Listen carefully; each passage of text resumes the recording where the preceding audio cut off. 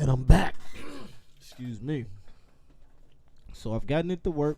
My computer, my computer's going through a thing, which makes me extremely glad that I do have all of this external gear, and I no longer rely on a computer so much to make music.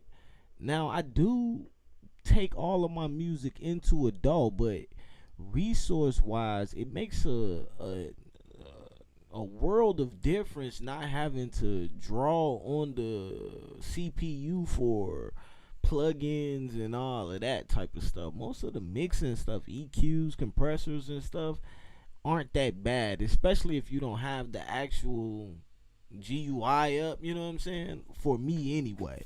You know what I mean? I use two screens, but I usually don't. I haven't had any problems with my computer, but I've downloaded OBS today, and I've ended up changing my sample rate from 48 to 41K a couple times, and that's made my Apollo twin a little janky. It's done some things, and I've seen it on as I was reviewing, as I was trying to set it back up, I was going over the video that I made previous to this one, and the audio was working really well at some points, but then it was coming in and out at other points, and I don't know exactly what was causing that, because as far as I could tell on this end, everything was like running smooth until it wasn't anymore. So what I'm thinking I might do, I mean, I don't really have anybody to invite to the thing, but let's see if I can go on YouTube and actually share the link maybe, and see if I can get some people in here and maybe give me some feedback. I don't even know how long it's gonna last, but I will post. I will post the link on YouTube. Let me get my link rather. Copy link share. Share this shit on Facebook. Why not? Why not?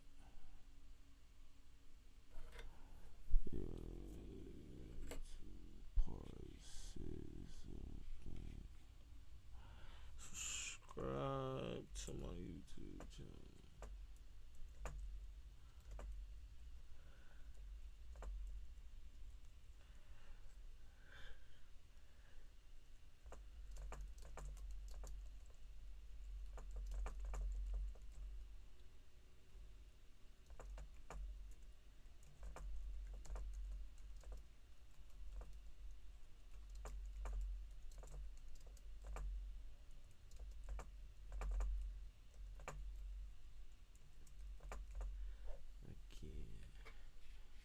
Alright, we'll put that up there.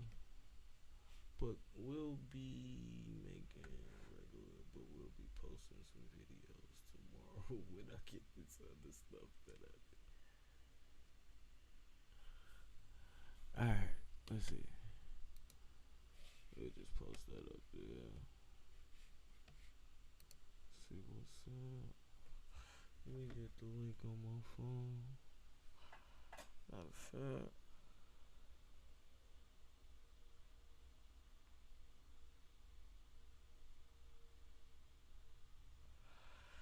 let me see if I can get the link on my phone real quick.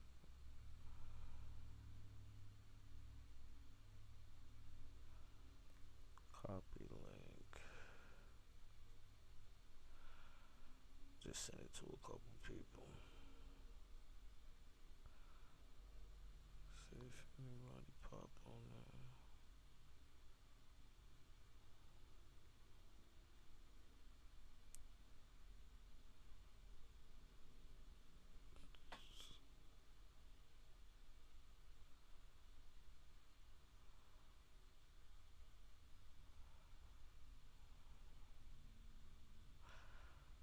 Alright. Just to get that out the way, maybe a couple people will come and watch it or something. I got the chat thing up there, right? Bet.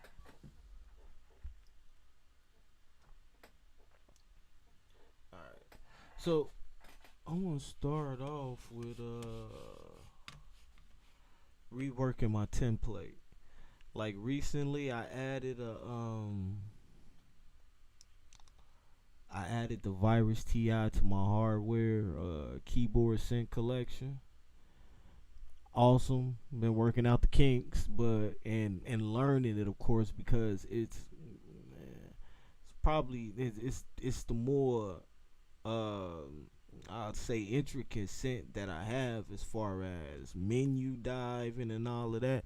The others that I have, as far as say the OB6, everything is pretty much as far as especially like sound creation is right there on the front panel. Like there's no menu diving until you want to get into MIDI settings and stuff like that. The DO5, we got that for presets. Um, the Roland again, that's more for presets. The Moog grandmother, again, everything is on the front panel. There is no menu on there. There's no screen on here or anything like that.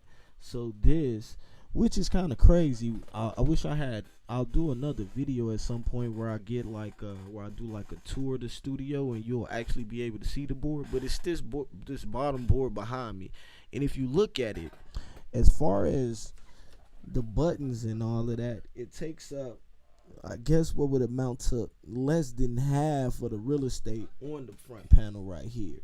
But damn near all of these knobs and buttons have a secondary function. Like, so you're pressing shift and now with that being said, I will say that it's not as janky as you would think it would be, because it's really like I'm getting used to it, but it just seems with so much real estate to the right here, everything, given all of these buttons, secondary buttons, I kind of really preferred it just to have a million fucking buttons, because I mean that's kind of why we get this shit anyway, because well, let me speak for myself, that's why I got it. I like to twist the damn buttons, so it having a million buttons would be less intimidating to me than having all of these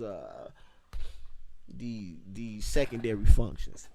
And then it's a matter of I have to get I need some type of light that I can place right here that help me see better over here in this area, because I can't see shit over there. I have to use the phone light a lot of times to even check that out. So let me drop this in here one time and see if I could hear myself on the stream, or if the